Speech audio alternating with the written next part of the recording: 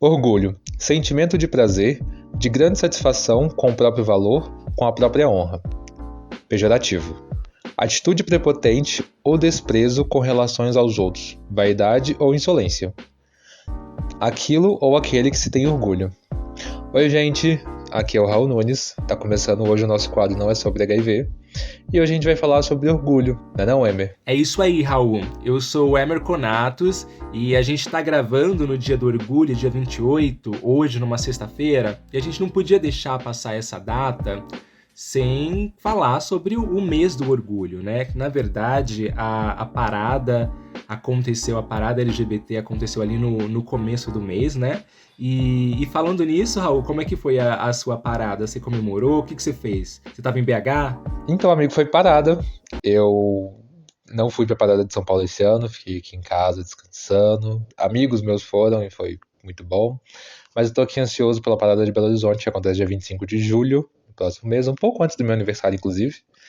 Mas é isso. A gente tá aqui hoje pra poder falar sobre orgulho, pra poder falar sobre os nossos direitos também, o que foram conquistados ao longo dos anos. E é isso, vamos embora. Aqui em São Paulo foi no comecinho de junho e eu consegui ver shows da Pablo Vittar, consegui ver a banda War junto com a Gabi Amarantos. Foi bem divertido, foi a primeira parada que eu consegui ir de casalzinho. Eu nunca tinha ido de casalzinho. Aliás, eu nunca tinha ido de casalzinho em nada, né? Então. Vocês estão vendo que ela tá reforçando que ela reatou o romance dela, que ela tá feliz e tá tudo certo, né, gente? Não, eu tô falando como foi a minha parada. A minha parada foi bem movimentada, tá, gente? Voltou com o telefone, amiga? Não, a gente voltou pessoalmente, mas enfim, Você não entendeu a pergunta. Você não entendeu a pergunta. voltou por telefone? Perguntei, você voltou com o telefone? Com o telefone? Você não foi roubada. Péssima. Não, mas é sério, porque 4 amigos meus que foram, dos 4, 3 foram assaltados. Enfim, gente, são questões, né? São Paulo. Bora, seguimos. Enfim, né? São Paulo. Se não tiver assalto, não é São Paulo. Mas teve a parte boa também. Foi bem interessante. Na verdade, aqui tá rolando também um rolê de repressão, como a gente já tinha conversado, né? Falei pra você como que tinha sido. A polícia tá em cima aqui na rua, tipo. Na verdade, de todos os eventos, na virada cultural, né? A gente tá no governo do Tarcísio que, cara, tá tendo uma repressão muito grande nos eventos, sabe? Depois teve também episódio de gás de pimenta, de dispersar as pessoas da rua, violência policial, que é outra coisa também muito comum, né? Acho que não só em São Paulo, mas no Brasil inteiro.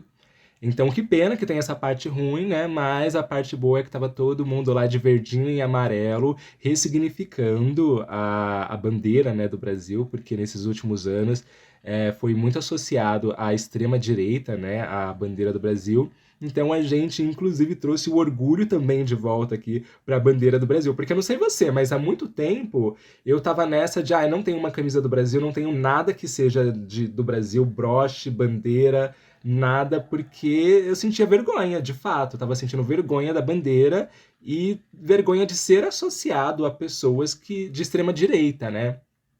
Então, achei muito importante essa movimentação também rolando e espero que não fique só aqui por São Paulo, que em todas as paradas isso role também. Vamos ressignificar a nossa bandeira.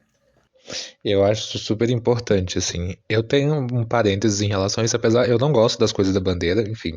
Mas é uma coisa muito pessoal, não gosto de verde e amarelo.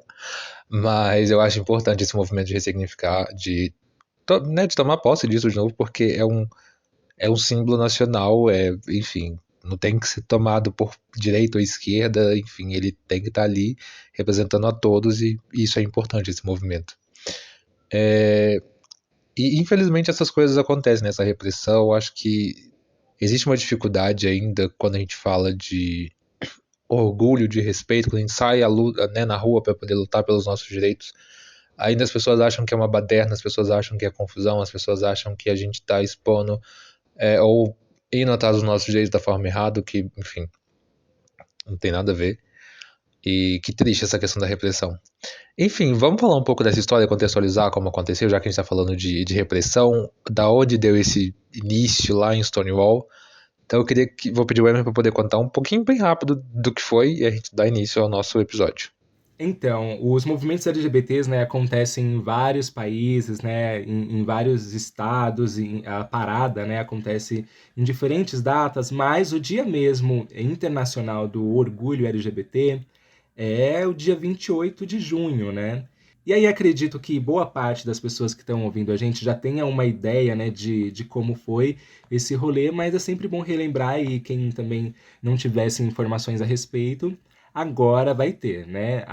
Vou ler aqui uma matéria para ser mais uma coisa mais científica. Eu vou ler uma matéria aqui da National Geographic Brasil, contando um pouquinho da história aí, ó, que a revolta de Stonewall é o nome, né, de uma série de protestos que começaram no dia 28 de junho de 1969, porque estava rolando lá também a repressão policial, porque nessa época ainda era proibida, né, a questão que chamava de transvestilismo, que é no caso pessoas, né, que fogem da norma de gênero, né? Na verdade é arte drag, né? Eles chamavam desse nome transvestilismo, mas isso ainda era contra a lei naquela época, para vocês terem noção. Até ser drag já foi contra a lei, né? Então, até se você consegue colocar uma peruca hoje em dia, se maquiar e fazer um show, fazer uma dublagem, isso também foi um direito que a gente teve que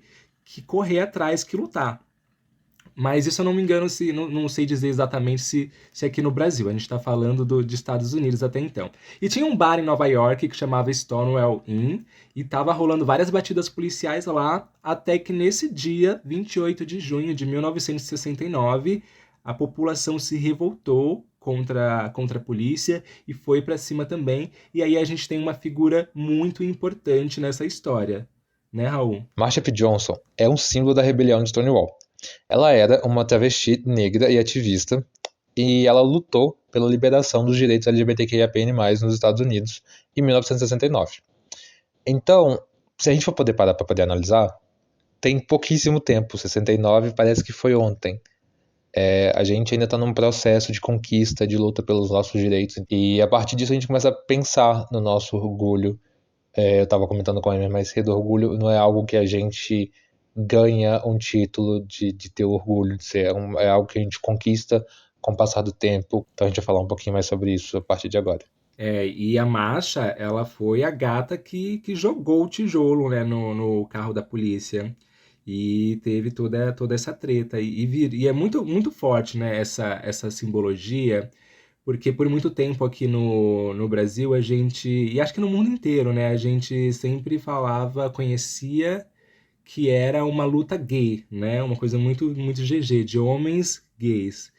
Quando na verdade a gente vê que essa revolução, esse protesto, começou com uma mulher travesti, preta, e foi ela que tomou a frente ali, pegou um tijolo e peitou a polícia. Então a gente estava falando agora que, como você disse, né?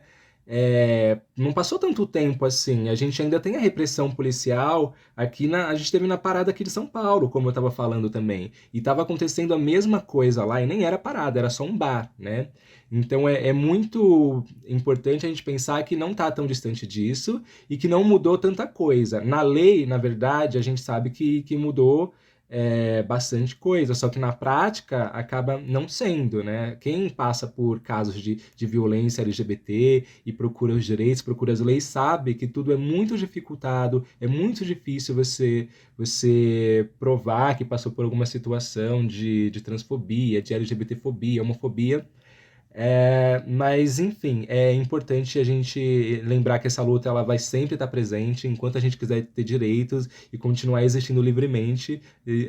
A gente tem que estar nas ruas. Então as ruas também é para isso, não é só para fazer a festa como as pessoas acham que é, né? A gente está ali para mostrar que a gente está em quantidade, para mostrar que a gente tem apoio, que a gente é grande, que somos muitos e que estamos ali também pelos nossos direitos. A gente está nas ruas, a gente está em todos os lugares. Mas sempre bom lembrar que isso não é só uma luta G, não é só uma luta gay, né? É uma luta LGBTQIAPN+, ainda tem o plus ali, né, no final.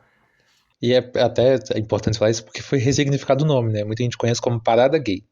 As pessoas falam, muita gente, eu ainda escuto falar, é a parada gay de tal lugar, é tal.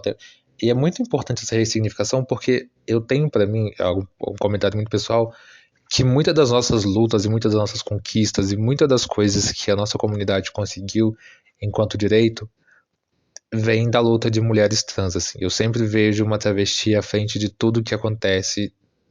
Óbvio, não tô diminuindo esforço de ninguém, mas eu sempre vejo uma figura muito forte de uma travesti ali batendo no peito e lutando contra o que a gente precisa. Um exemplo atual, muito atual nosso hoje é a Erika Hilton.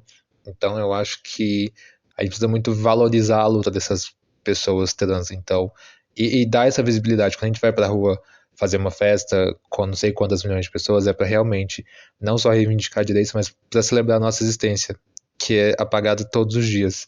E eu falo apagada no sentido de invisibilizada e apagada no sentido de morte. Acho que também já chegou a comentar esse em algum episódio de Preto Positivo também, de quando ele sofreu uma agressão no metrô, se eu não me engano. Foi no metrô? Acho que foi no metrô. Onde foi, amigo? Foi no metrô República, aqui em São Paulo. E aí ele foi pra delegacia e não. Nada. Nossa, não deu em nada, assim, e fui espancado, né, e tudo mais. Só que como levaram os meus pertences, aí trataram como se fosse só um roubo, um assalto, né? Só que, enfim, a pessoa que. Na verdade, eu nem sei quantas foram, porque a pessoa chegou por trás e já chegou batendo, dando soco na minha cabeça, soco na minha nuca. Se a pessoa quisesse só me assaltar, gente, não precisava de tudo isso, assim, porque, enfim, eu fiquei desacordado no chão por horas. é, e, e é isso, então não precisava de tanta brutalidade. E nesse dia eu tava muito feminino, eu tava com um macacão que é considerado feminino, não acho que roupa tem gênero, né? Mas enfim, também tava com as unhas pintadas e tal. Então, enfim, eu senti que era um ódio mesmo a quem eu era e quem eu representava, né? E é isso, eu não consegui provar, tive que passar por 3 delegacias. Ah, essa não é a delegacia, vai pra outra. Essa não é, vai pra outra, vai pra outra. Sempre dificultando o processo, né? Aí quando eu cheguei na última delegacia, aí o delegado me falou que eu tinha que registrar de casa. Aí quando eu cheguei em casa e fui registrar, aí não podia registrar online, porque online não podia registrar casos de agressão, de violência, só a questão do roubo. E passou algum tempo, uma semana, eu já tinha melhorado, eu tinha que fazer o exame como que é o exame do IML? Corpo de delito. Isso, eu tinha que fazer e ele não me encaminhou. Então, como já tinha passado um tempo, eu já acreditei que eu nem conseguiria mais fazer esse exame. Quando eu descobri que eu precisava ser encaminhado para fazer esse exame, já tinha se passado mais de uma semana, eu já tava melhor, já tinha me recuperado.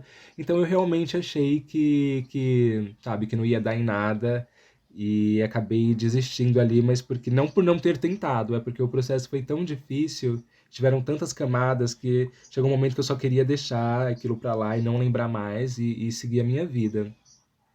Mas hoje você tá orgulhosa? Nossa, hoje eu tô muito orgulhosa.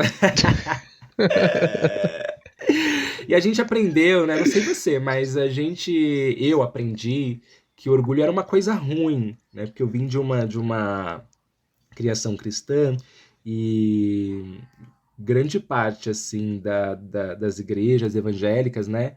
Pregam que o orgulho é uma coisa ruim. Mas na verdade tudo tem o seu lado bom e tudo tem o seu lado ruim, né? Só que eu vim conhecer, né, saber do lado bom de ser orgulhoso depois de grande já, depois de velho, porque eu fui criado não podendo ter orgulho, sabe? Tipo, você não pode ter orgulho porque é uma coisa ruim. Então você já aprende que você não pode se orgulhar das coisas que você faz, de quem você é. Você já aprende que, né, você não pode ter uma autoestima boa, né, a respeito das coisas que você realiza. Então isso também de alguma forma vai mexendo com a nossa cabeça, com a nossa personalidade. A gente já cresce podado, né, de se orgulhar da gente mesmo. Olha só que loucura. Agora pensa você dizer pra um leonino que ele não pode ter orgulho das coisas dele. É como você cortar a juba de um leão, gente. Não pode, é impossível isso. Amiga, sim, eu também tive. Minha mãe até hoje ela é essa pessoa que ela acha que a gente tem que ter menos orgulho, mas não orgulho das coisas que a gente faz. Que orgulho tem, né? Como você tem a dualidade do bom e do ruim. Então, a gente tem alguns casos que a gente não pode ser orgulhoso. Mas eu aprendi muito assim sobre essa questão. E eu acho que com o passar dos anos, foi o que eu tava falando, né, agora há pouco, não é um título que as pessoas te entregam, toma aqui seu orgulho, né? É algo que você conquista com o passar dos anos. E aí eu acho que enquanto um homem negro, gay, do interior, que vive com HIV, fazer tudo o que eu já fiz e ter eu vou falar como realmente um legado, porque eu vejo isso como um legado do que a gente faz hoje em dia, inclusive, como comunicador, eu tenho orgulho pra caralho de que eu venho me tornando assim. Tem coisas que eu ainda quero fazer, quero realizar e tal, e aí eu aprendi a alimentar isso e, de verdade, a massagear esse ego também, porque dá trabalho viver numa sociedade homofóbica, xenofóbica, preconceituosa, como a gente sabe como é.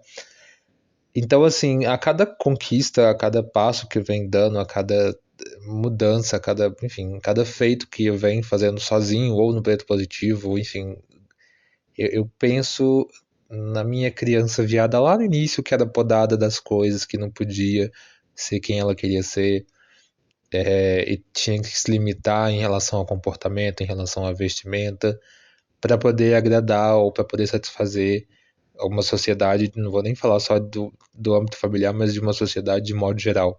Então hoje sim, eu tenho muito orgulho de quem eu venho me tornando.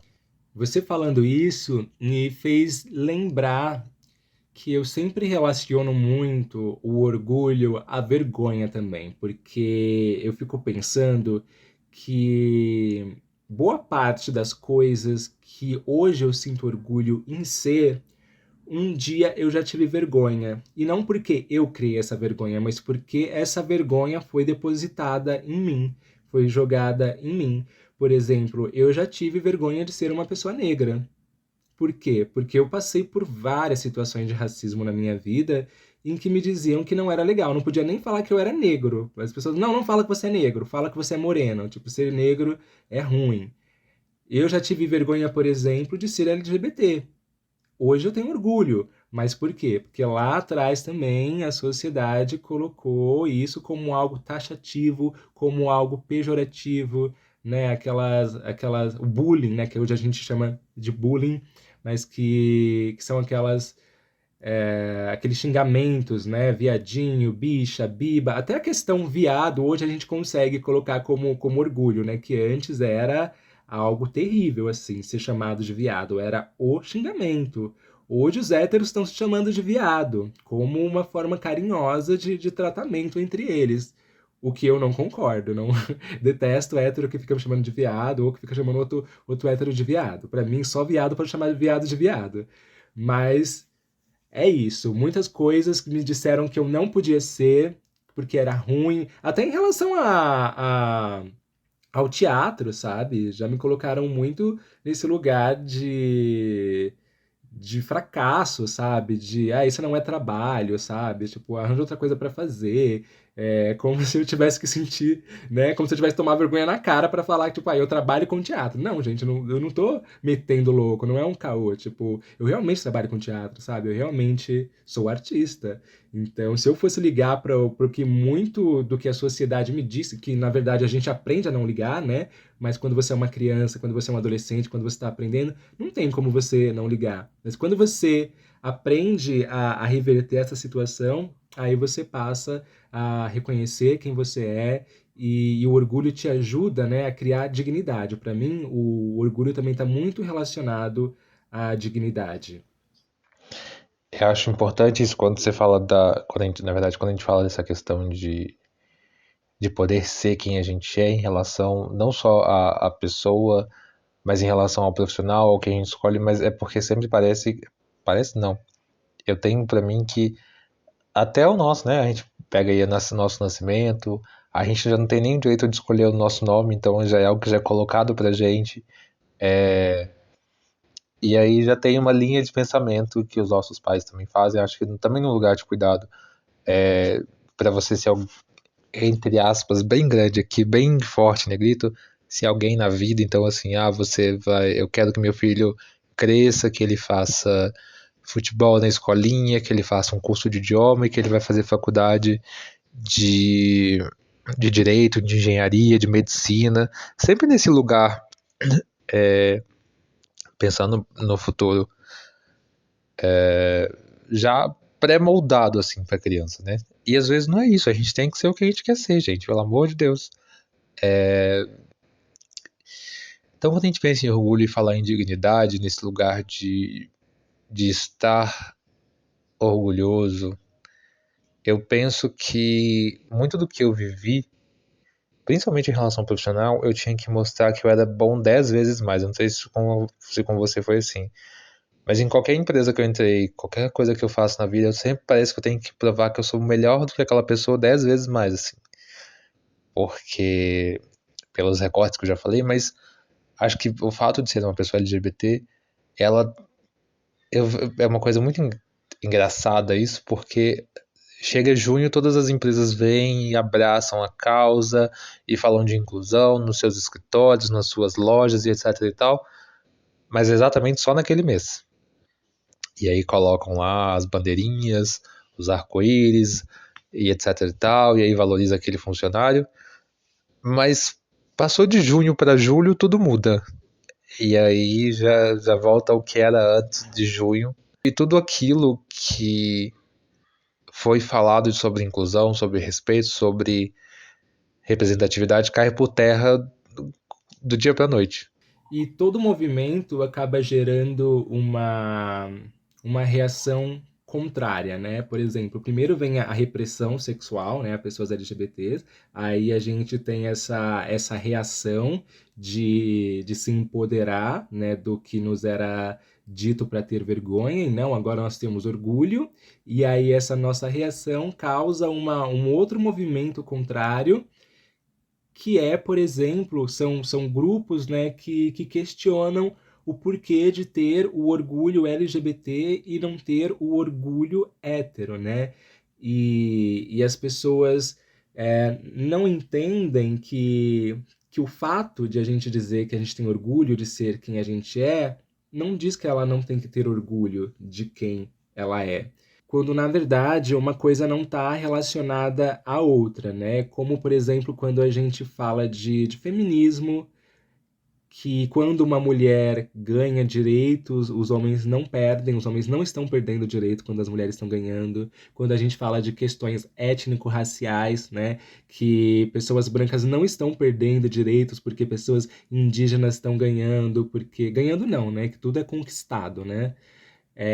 Mas enfim, não perde, não é porque pessoas LGBTs estão conquistando direitos que pessoas héteros estão perdendo, né? Muito pelo contrário, a gente está falando da liberação da identidade, seja ela, né, a questão de identidade de gênero ou como a questão da sexualidade, até os heterossexuais ganham com isso.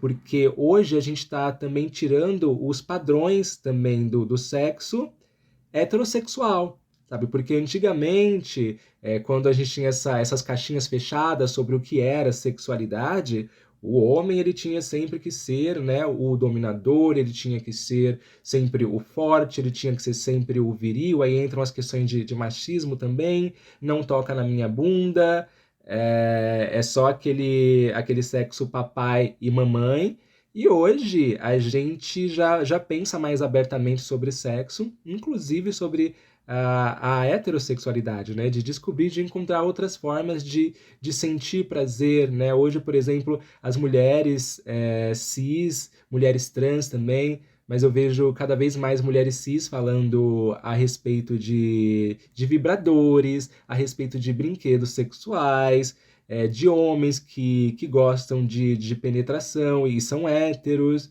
e coisas assim. Então tá todo mundo, na verdade, ganhando com a liberação, com a liberdade sexual. Isso não é uma coisa que a gente está fazendo só para gays, que a gente está fazendo só para lésbicas, está fazendo só para pessoas trans, ou para pessoas cis, ou para héteros. Eu acho ótimo você falar isso, porque hoje a gente vê, né, não só na internet, mas também na televisão aberta, essa discussão em outros lugares. E tem uma coisa que é sempre invisibilizada, que é a questão da bissexualidade, né? Porque antigamente não existia bissexualidade, né? E ainda é invisibilizada porque o povo acha que o B de LGBT é o B de Beyoncé, é o B de biscoito, que não é. Mas essa questão da bissexualidade, da pansexualidade, né, é nominar, né, dar nome a essas sexualidades que existem, que não devem ser invisibilizadas, porque, enfim, gente, eu acho que toda essa discussão que o Emer trouxe, falando sobre não só do descobrimento da sexualidade, do sexo em relação a outros corpos, a outros gêneros também, quando a gente dá nome para isso e exige um respeito sobre isso. É um direito seu escolher com quem você quer se relacionar. Mas não muito distante, anos 90, 2000, era muito complexo falar sobre bissexualidade. Era muito difícil falar sobre bissexualidade. Era impossível um cara se relacionar com uma mulher e sentir atração e se relacionar com um homem e vice-versa. Hoje em dia a gente está aí na internet falando sobre tudo, uma geração que tem o poder de uma comunicação muito mais fácil, muito mais ampla do que a gente tinha anos atrás. É importante ter esses avanços dentro da televisão aberta também, quando a gente fala, seja em uma novela, seja em um programa matinal que está lá a apresentadora falando sobre bissexualidade. Isso em reality show, hoje é algo que a gente está vendo aí, tem os realities da MTV, tem o Big Brother, então lugares que também são estudo social, assim, a gente consegue observar de modo geral como é a nossa sociedade, como ela é diversa, respeitar essas escolhas, respeitar a escolha individual de cada um, não é sabe, é um dever, sabe, é uma coisa nossa enquanto ser humano, de olhar para o outro, e, nossa, aquela pessoa bissexual, que legal, vou cuidar da minha vida, o que ela tá fazendo e deixou de fazer, aí é com ela, amor. Enfim, a gente vem falando de tudo isso, mas é pensando nesse lugar do quanto tempo a gente demora para poder entender como sociedade os avanços, essas mudanças e como a gente precisa respeitar essas mudanças, né, essas diferenças. Todas essas lutas que a gente vem travando ao longo de todos os anos é com o único objetivo de direito básico, direito à saúde, direito à educação, direito ao trabalho, direito à dignidade, né? Meses atrás a gente teve aí ataques ao direito ao casamento de pessoas do mesmo sexo. Então, assim, são questões que as pessoas estão preocupadas tanto com quem a gente transa, né, com quem a gente casa, com quem a gente ama, ao invés de se preocuparem com coisas muito mais importantes, né? A gente está falando aí de pessoas que ainda não têm acesso à educação, que não têm acesso à saúde, que não têm acesso à alimentação, sabe? Então, assim, acho que as pessoas deveriam realmente colocar na balança o que realmente é importante, o que não é, quais leis devem ser aprovadas, quais leis não devem ser aprovadas, e cada um cuidar da sua vida. Eu acho que, enfim, quando a gente está falando de direito, é meio que nesse lugar também. E eu fico pensando também o que motiva uma pessoa a querer tirar o direito de outra. Sabe, por exemplo, a pessoa já tem o direito a se casar, aí, quando outras pessoas que não tinham direito a se casar conseguem esse direito, elas querem tirar o direito da outra, mas quer que o direito dela continue. E aí rola uma hipocrisia muito grande, né? Quando a oposição fala: ah, vocês querem privilégios. Mas sabe, que privilégios são esses? Quais são os privilégios? Quais são os direitos que pessoas LGBTs têm, que pessoas heterossexuais não têm? Muito pelo contrário, a gente está aqui lutando sempre por igualdade, né? Por equidade. A gente está procurando, buscando ter direito a coisas muito básicas, né? Como, por exemplo, andar de mãos dadas na rua, como, por exemplo, poder demonstrar afeto em qualquer lugar. E quando eu falo afeto, eu não estou falando de... Não vou nem falar isso. Ai, fala da audiência. Não, de putaria. Mas amiga, é o que eu penso. Teve um caso de um ator há um tempo atrás também que ele tava transando na sacada de um hotel. Que aí foi pra tudo quanto é blog, tudo quanto é site de nota. E nossa, que fodão, não sei o que e tal. Vai um casal gay fazer isso numa sacada de um hotel pra você ver. Nossa, não é real. Isso são coisas que. Não que a gente esteja lutando por esse direito, mas se a gente for poder parar pra poder pensar nessas questões de igualdade, de equidade, as pessoas são muito hipócritas em relação a isso ainda. As pessoas que estão ali, que estão aprovando leis, que estão, né? Então, assim, eu fico muito reflexivo em relação a isso, porque quando a gente fala nessa questão de direito, né, de igualdade, de equidade, as pessoas, acho que elas precisam entender primeiro o que significam as duas palavras, igualdade e equidade. E aí as pessoas acham que elas não entendem isso. Aí quando você fala dessa questão dos privilégios, quais os privilégios uma pessoa LGBT tem que uma pessoa hétero não tem? Alguém consegue nomear um? Se alguém conseguir nomear e colocar aqui nos comentários do episódio, eu vou achar ótimo. Porque eu não consigo pensar em nenhum. Ah, eu tenho certeza que alguém vai comentar: ah, mas tem uma. Vocês querem uma delegacia só para vocês. Gente, ter uma delegacia que investiga só crimes contra pessoas LGBTs não é um privilégio, é justamente um exemplo de que a lei não está funcionando como deveria, em que as delegacias comuns elas não estão conseguindo investigar esses casos e tratar esses casos como eles realmente merecem ser tratados. Então precisou-se criar, né, um sistema específico para cuidar desses crimes, crimes de LGBTfobia, assim como precisou criar uma delegacia específica para tratar de crimes contra mulheres, assim como precisou de uma delegacia para tratar de crimes em relação Cibernéticos, crimes de internet. em relação à raça também, à etnia, porque as delegacias comuns não estavam dando conta. Então, isso mostra na verdade, uma deficiência no sistema, não um privilégio, né, para pessoas LGBTs. E aí eu fico pensando assim, como são bobas, né, essas coisas. Eu fiquei muito feliz essa semana, por exemplo. Essa semana não. Eu fiquei muito feliz no Dia dos Namorados, porque não vou falar do meu namorado, tá? Do meu relacionamento. Ai, gatilho fortíssimo. Calma, você vai entender. Porque eu dou aula há 5 anos. Na verdade, foi uma situação na escola, né? Eu dou aula há 5 anos. E sempre que chega o Dia dos Namorados, não só no Dia dos Namorados, mas principalmente, é quando sempre me perguntam: e a sua namorada, professor? Cadê sua namorada? Cadê sua esposa? Você tem filhos, sabe? Sempre me fazem perguntas desse tipo. E nesse Dia dos Namorados foi a primeira vez que um aluno me perguntou: professor, você tem namorada ou namorado? E aí ele deixou isso em aberto, né? Só faltou ele falar namorada, mas ele deixou em aberto, né? Que se eu podia tanto ter uma namorada quanto um namorado. E foi a primeira vez nesses 5 anos, de fato, que alguém fez essa pergunta sem sugerir que a minha orientação fosse heterossexual. Então eu fiquei boba, assim, eu fiquei feliz com uma coisa tão simples, com uma pergunta tão simples. Mas é algo que de fato não aconteceu na minha trajetória inteira, sabe? Como educador, por exemplo. E tem só um parêntese. Só, você tem uma noção que essa pergunta não foi nem feita por um adulto? Foi feita por um pré-adolescente ou um adolescente? Não, criança! Não, foi por uma criança mesmo. Ele é do quarto ano, ele deve ter ali uns 9 anos por aí.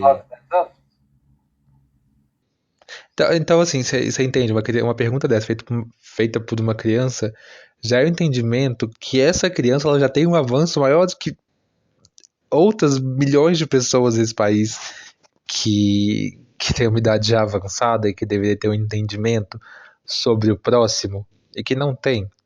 Isso é muito louco, assim. Sabe? Eu fico pensando nisso, às vezes eu falo, gente, cara, amigo, eu tento entender como as pessoas não conseguem acompanhar o avanço da comunicação e da tecnologia do mundo de hoje. Então, quando um aluno seu perguntar, ah, professor, você tem namorada ou namorado ou namorade, né, já é um avanço. Isso para mim já é um avanço enorme. Principalmente por ser uma criança e por ser dentro de uma sala de aula. É muito, sabe? É muito, assim. Então, é isso. Minha deixa foi essa. Total. E realmente, até adultos, né, não costumam me fazer essa pergunta, né? Não costuma deixar aberto, ou até pergunta, mas não de uma forma naturalizada, né? Pergunta: ah, você tem medo de terminar a frase, você é casado? E você como que é de relacionamento, sabe? Tipo, nunca pergunta, né? Enfim, de uma forma que seja mais naturalizada, que nem essa criança fez. Você tem namorada ou namorado, professor? E foi tão simples, e foi tão natural, e foi tão espontâneo, sabe? Então, Ou então faz igual, só um parênteses, ou então faz igual aquelas tias, né? E as namoradinhas? Sabe? E as namoradinhas? Aí nem dá vontade de responder, sabe? Por mais que eu tivesse uma namoradinha, eu, eu não responderia. E agora, então, a gente pode falar sobre coisas que a gente tem orgulho, né? Eu já falei aqui um pouco sobre a questão da sexualidade, a gente já falou sobre essa questão de raça, mas que sejam outras coisas. Pensa aí uma coisa agora que você tem orgulho, enquanto eu vou falando aqui da minha que eu já pensei. Eu acho que talvez nem você esperava, acho que ninguém que me conhece esperava essa resposta, nem eu mesmo até 5 minutos atrás. Só que eu vou dizer que eu tenho orgulho de ser professor. E por que eu digo isso? Porque todo mundo sabe que não é a minha profissão dos sonhos, não é o que eu quero fazer pelo resto da minha vida. Eu sou uma pessoa muito mais da comunicação, do teatro, da prática da arte mesmo, não do ensino. Mas gosto também do que eu faço e acho que é uma profissão muito importante, é uma profissão muito difícil porque você entra numa sala de aula e teoricamente o que você precisava fazer era ensinar um conteúdo, passar alguma atividade de arte, no meu caso, né? Ensinar alguma técnica de arte. Só que quando eu entro numa sala de aula, o que eu menos faço é isso. O que eu menos faço é ensinar aquela disciplina. Porque aparecem tantas questões, sabe, de tantos alunos, tantas coisas para você resolver. Aparecem esses conflitos sociais, conflitos de raça, de gênero, de classe, de sexualidade, aparecem os conflitos familiares, aparecem violência, né? Violência não é uma coisa que, quando a gente pensa no ambiente escolar, a gente acha que violência e bullying é uma coisa que acontece só com os alunos, mas não. Você sendo professor, estando numa escola, você sendo até um faxineiro, sendo um cozinheiro, você sendo professora ou diretora, enfim, você trabalhou numa escola, toda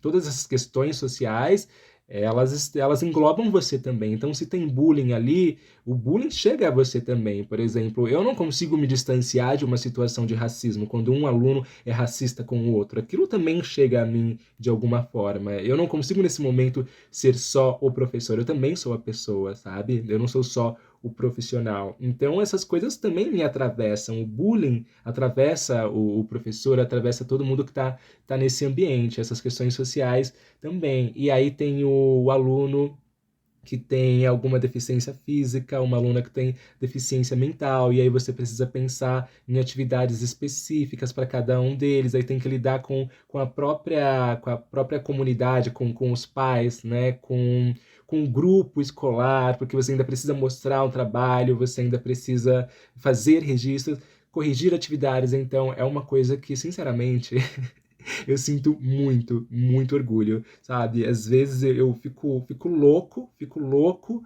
mas eu acho que é uma experiência que todo mundo tinha que ter para valorizar a educação. Nem que seja fazer um estágio ali de 3 meses, sabe, na escola, em qualquer profissão, mas entender como funciona uma escola, como funciona a educação.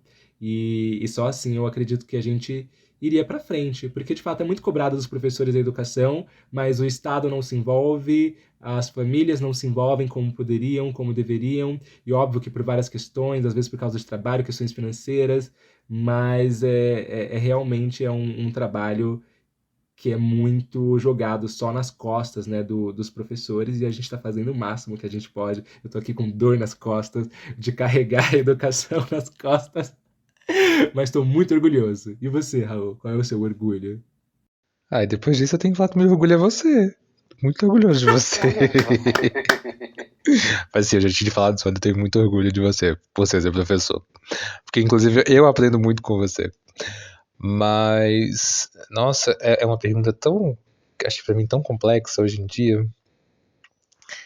Mas, parando pra poder pensar, eu acho que hoje, respondendo essa pergunta hoje, assim, o Raul de hoje, que amanhã já é outro Raul, mas o, o Raul de hoje, ele tem orgulho do comunicador que ele vem se tornando. Primeiro porque Eu achei que eu não tinha voz, que as pessoas não me ouviam. E aí eu acho que hoje as pessoas, elas me escutam. E é muito louco isso quando você consegue se expressar, consegue usar da sua vivência para influenciar na vida de outras pessoas, principalmente numa pauta tão importante quanto a nossa. Mas ao longo do tempo eu venho me descobrindo como outra pessoa, porque primeiro eu não achava que eu não tinha voz, que as pessoas não me escutavam. E eu sempre, desde criança, sempre fui muito calado, sempre fui muito podado também a falar. Mas quando você percebe que você tem voz, as pessoas escutam, as pessoas valorizam o que você fala e entendem, que eu acho que é mais importante do que valorizar é entender o que você está falando, isso é importante. E eu sempre falei isso, eu nunca fui a pessoa que gosta de estar na frente do microfone, falando, etc e tal. Só que eu venho descobrindo essa paixão de poder falar, de poder me expressar através da comunicação com as pessoas. Por mais difícil, ainda tem pessoas que acham que a minha comunicação é falha. Ela pode até ser em alguns momentos, mas é porque eu estou aprendendo a comunicar com as pessoas, eu estou aprendendo a levar essas comunicações e eu venho percebendo que os meus retornos em relação a isso têm sido mais positivos do que negativos. Então, hoje, para o Raul de hoje, é isso, assim, eu tenho orgulho desse comunicador que eu venho me tornando, assim, de uma pauta importante, de ter interesse, de ter vontade de discutir outras pautas, é o que a gente vem fazendo aqui. A gente chama esse quadro, inclusive, de Nest, tá, gente? Que é o Não é sobre HIV, a gente chama de Nest carinhosamente, então o que a gente tá fazendo aqui no Nest é essa troca, essa conversa sobre outros assuntos, sobre outras coisas que a gente também domina e quer falar, o que é importante também.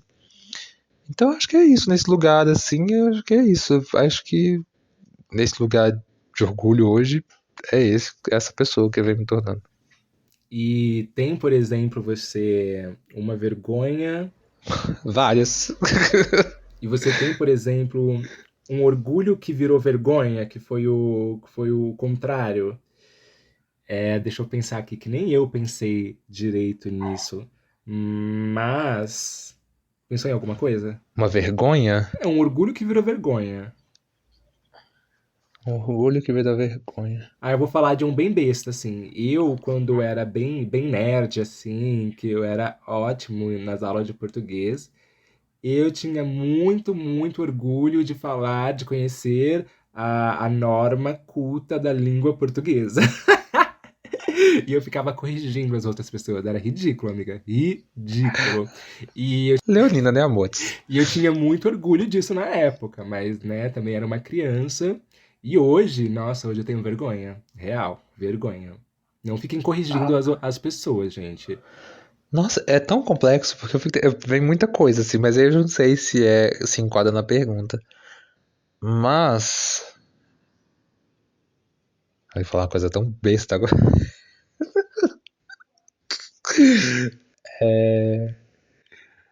Nossa, me pegou essa. Ah, preciso de tempo pra pensar. Pera, vai a outra. Qual que é a outra pergunta? Uma coisa que é o contrário, então. Uma coisa que era vergonha, mas que não seja óbvio, né? A sexualidade, HIV, essas coisas. Uma coisa que você sentia vergonha e que hoje você sente orgulho. Ah, não, é uma coisa. Acho que tem uma coisa que eu sempre amei fazer e que eu não fazia na frente de pessoas, que era dançar. Eu tinha vergonha e hoje eu danço e eu tenho orgulho de poder expressar através da dança em algum momento. Ponto. E isso, inclusive, em boates. Quem me vê em boates sabe o que eu tô falando. Porque, é sério, nossa, eu tava falando isso com o Gustavo esses dias, que a gente vai pros lugares e as pessoas não dançam. As pessoas vão pra lá e não dançam. Eu falo, gente, tem um monte de bicho aqui, um monte de viado, ninguém dança. E as pessoas te julgam porque você dança. Mas enfim, uma coisa, nesse lugar sim.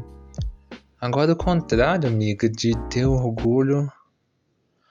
Ah, eu não sei se. Enfim, eu vou falar isso porque me veio aqui, mas é um lugar, tá? Mas eu tinha muito orgulho de ser o coroinha de igreja, de ser o professor de crisma, de ser aquela pessoa muito envolvida com religião dentro da igreja, por uma influência muito familiar. Não que hoje eu tenha vergonha disso, ou talvez tenha, porque eu já passei por cada situação também. Mas, enfim, esse lugar, assim, de ser essa pessoa ali ativa na igreja e tal, e não entendendo de como é por trás da igreja, de como a igreja prega a questão da homossexualidade, etc e tal, e como ela fala sobre isso. E acho que se eu tivesse que falar uma seria essa, assim, dessa questão de estar muito ligado ali à religião dentro das coisas e indiretamente apoiando uma discussão que é contra a minha existência, de certa forma. Então, nesse lugar. Acho que é isso. Acho que é. E você, qual é a sua vergonha que virou orgulho? Nossa. A minha vergonha que virou orgulho. Meu Deus.